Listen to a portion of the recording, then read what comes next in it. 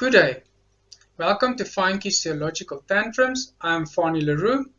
We are continuing with the second thesis in my series on women in the church. This is the second video. We are continuing with section 3.3. Deborah wasn't a priest. Please watch the other videos in the series.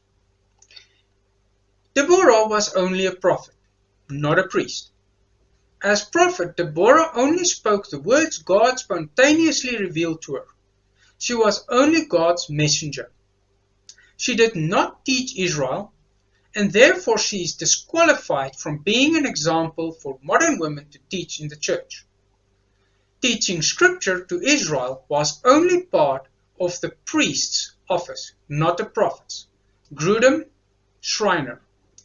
Grudem does not ask why any person who was not a priest could not teach the people. He only asks why women could not. By implication, other men, non-prophets, could teach.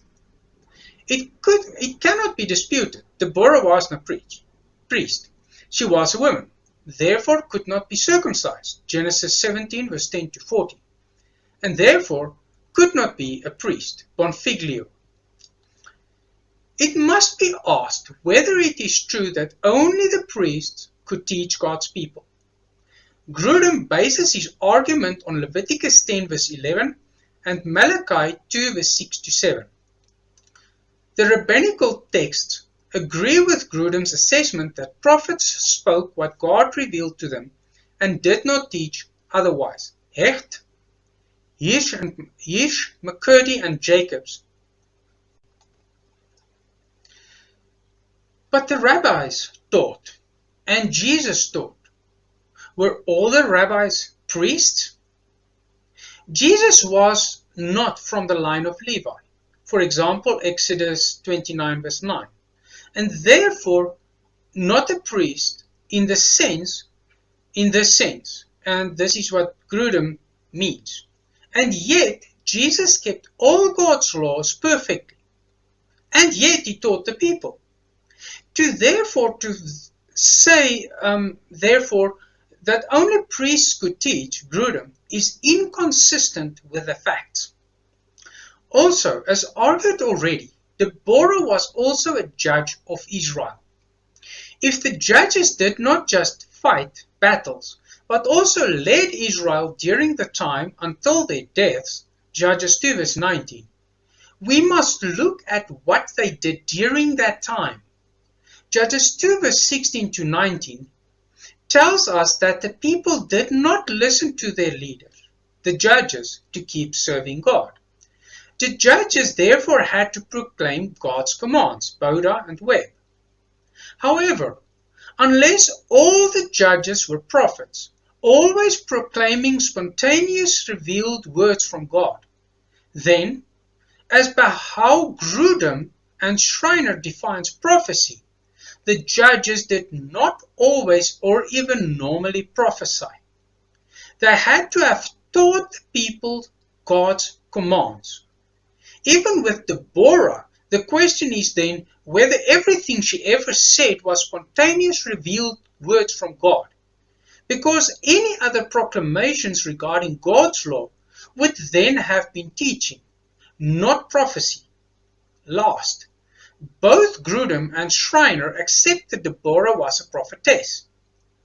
And the fact that her prophecies came true proves that she was a true prophet, Deuteronomy 18 verse 21 to 22, whom God had empowered.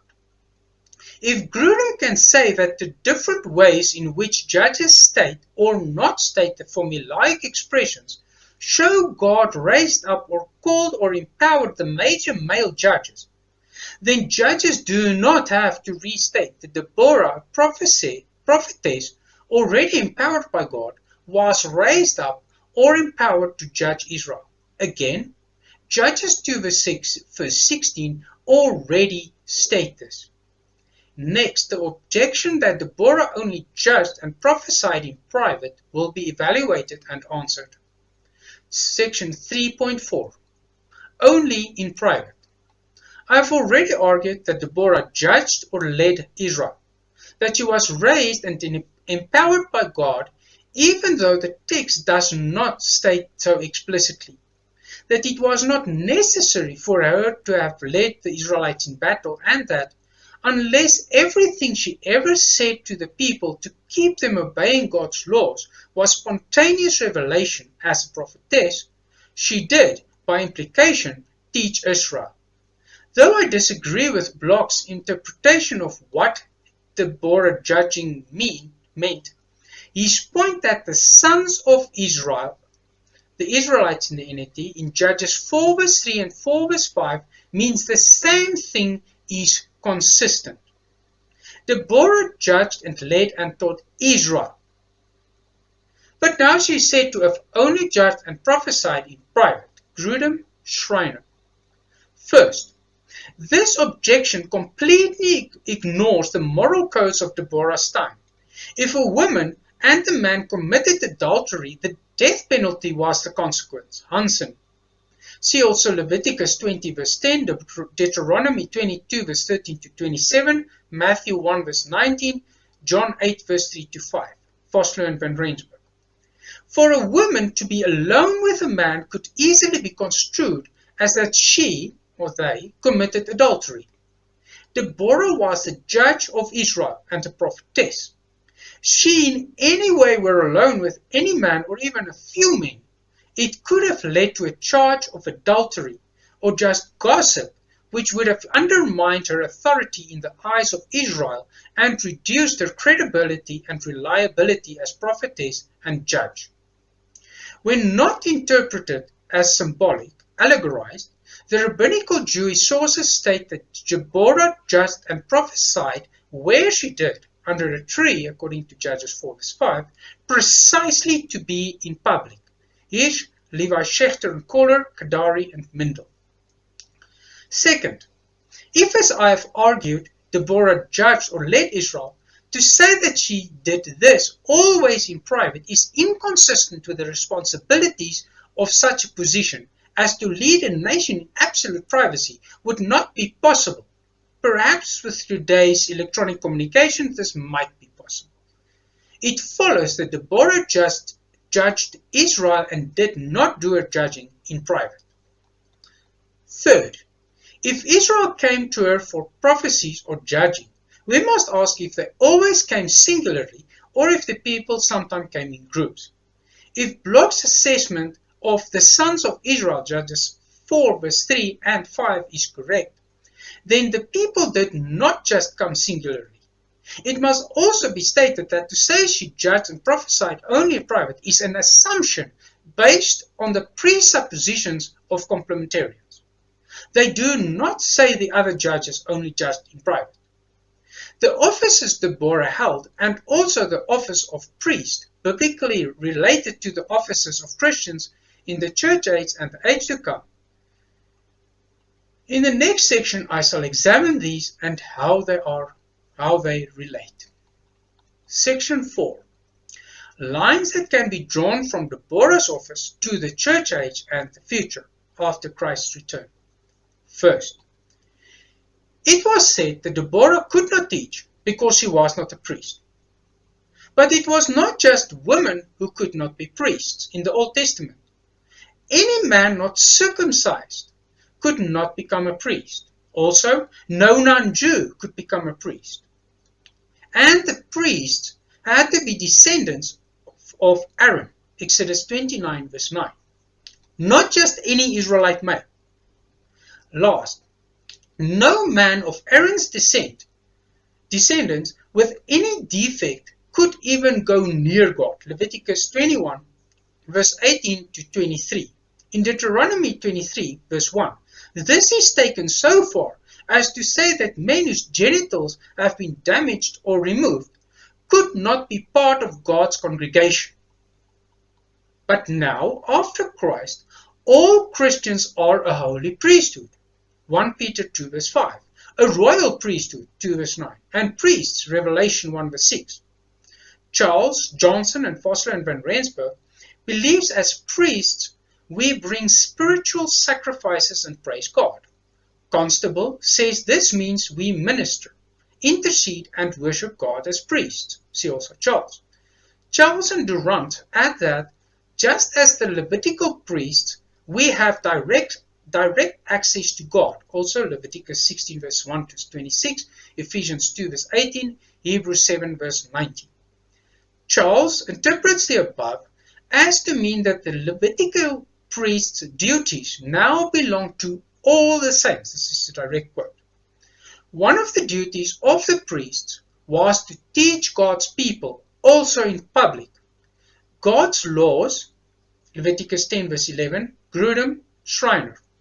If all Christians are priests and therefore now have the duty to teach, but now Christian women are excluded, the question must be asked if Christian women are truly priests of God, or if they are second-rate priests. On the one hand, Grudem and Schreiner point out that Deborah could not teach because she was not a priest. But now that all Christians, including women, are called priests, with also teaching duties included, other ways are found to exclude women from teaching in the church. Please see LaRue for my discussion on Paul, 1 Corinthians 14 verse 34 to 36, and for 1 Timothy 2 verse 11 to 15, which is too long to recount here.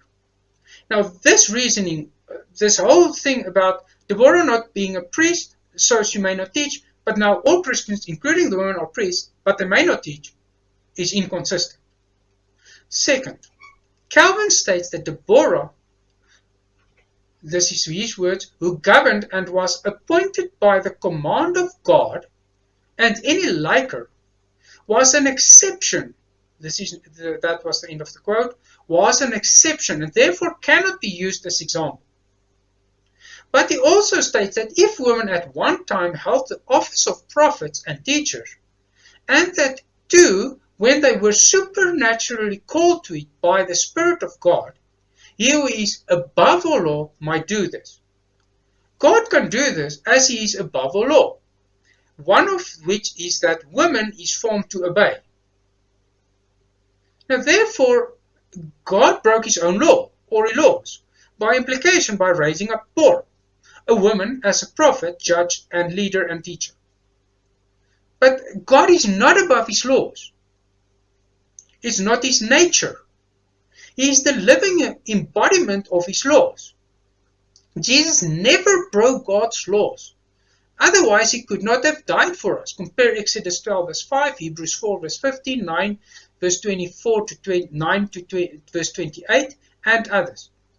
Therefore, if Paul's injunctions against women teaching and governing, 1 Corinthians 14 verse 34 to 36, 1 Timothy 2 verse 11 to 15, see also Giles, and Isaiah 3 verse 1 to 12, were such absolute laws as complementarians such as Grudem, Patten and Dyke believe, God would not have chosen or called Deborah or any other woman, lest he acts or acted against his own nature. This shows Calvin's view to be inconsistent with God's attributes. Also, complementarians such as Grudem, Patten and Dyke view that Paul's injunctions only apply to the church would then be inconsistent, as these absolute laws would have to apply both in the church and also in secular society, precisely because they are such absolute laws. The traditionalists, such as Calvin, view that women may not teach any man anywhere or govern anywhere, such as a country and so on, as it is a monstrous thing, according to Calvin, or judge at all would then be the consistent view, negating and proving inconsistent Grudem's view. Objection 4, section 2. That Paul's injunctions do not apply in civil society, and also showing Grudem's inconsistency in saying that women may not be active combatants, as this is a civil, not a church function. Romans 13 verse 3 to 4. Christians may not pick and choose where and when God's absolute laws apply, as they always apply absolutely in every place, and if Christians believe any of God's laws to be absolute, he or she would always, whether in church or in civil society, live out God's laws, even if civil society does not.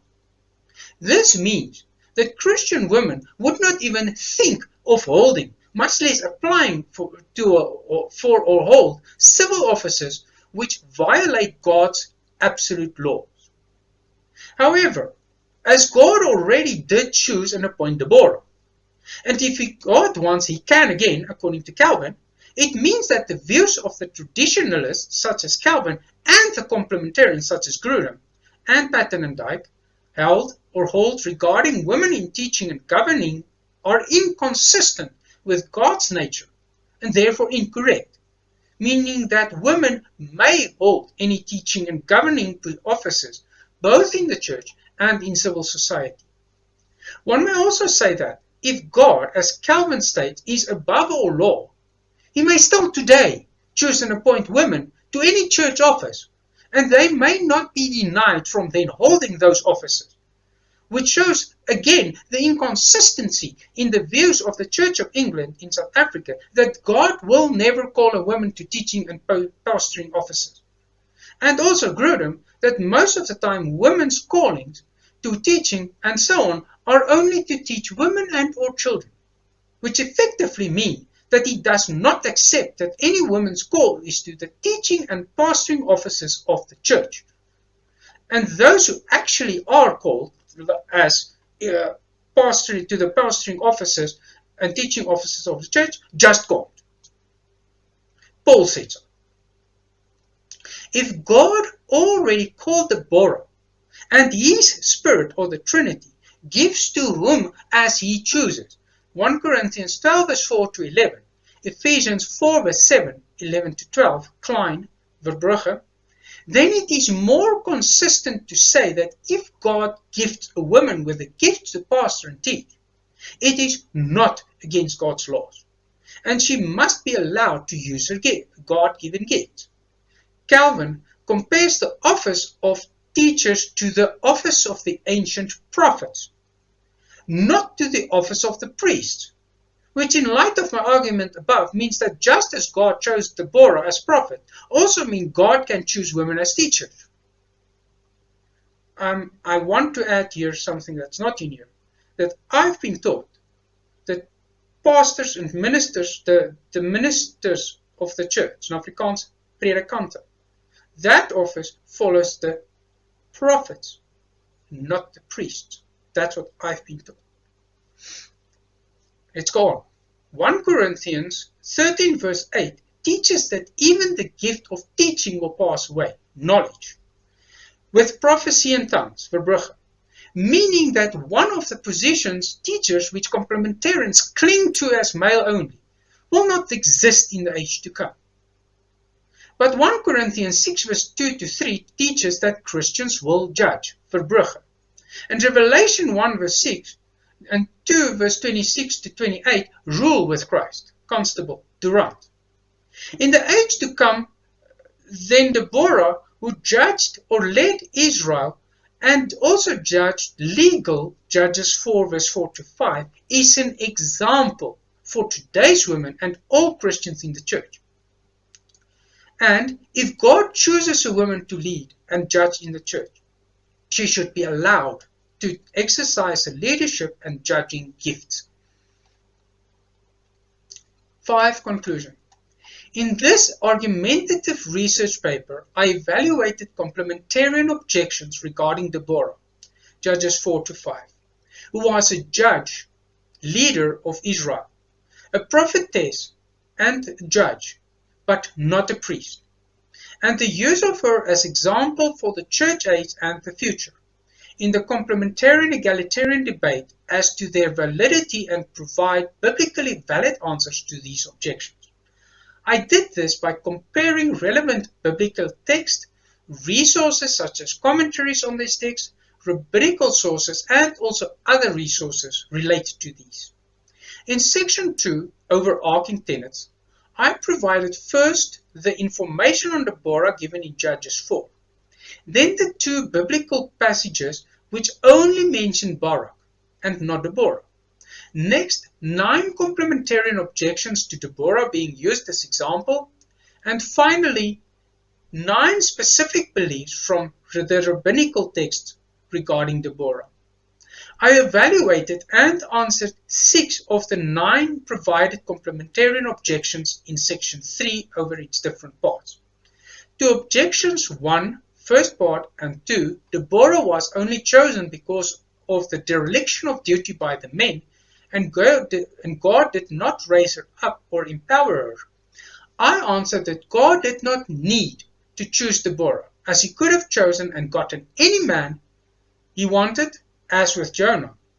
Also, Deborah was already a prophetess raised by God, Judges 5 verse 7b. Judges 5 verse 7b does state she arose, same as, for example, Jair, 10 verse 3 to 5. And the formulaic expressions did not need to be repeated, according to Constable. I also pointed out the inconsistency regarding these objections, saying on the one hand God chose Deborah while on the other he did not, and with complementarians' interpretations of the word authentane, 1 Timothy 2 verse 12, versus Shaphat, Judges 4 verse 4, and the Hebrew translation of Judges 4 verse 4 when it fits their purpose. As with other judges, Deborah led or judged Shaphat, the sons of Israel, Judges 4 verse 3 and 5, all of Israel, block.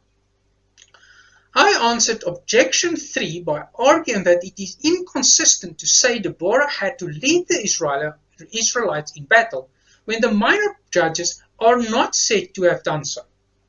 Boda and Webb provide a more consistent explanation that one judge did not need to practice both saving and judging. Also, it is inconsistent to expect Deborah, as a woman, to have led Israel in battle when believing, as Grudem, that women may not be active combatants. Deborah was no priest, and therefore did not teach Israel. Objection 5. Yet, not just priests taught, for example, Jesus. And as judge, the judges proclaimed God's commands.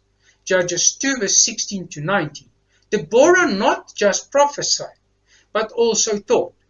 And she did not just lead, prophesy, and judge in private, objections 6 and 7, as Deborah as a woman would have invited accusations and gossip of adultery if she had done so, diminishing her credibility.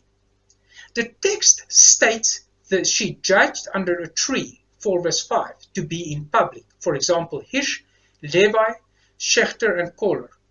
The people did not necessarily come only singularly or in small groups, block, and to lead a nation in private is inconsistent.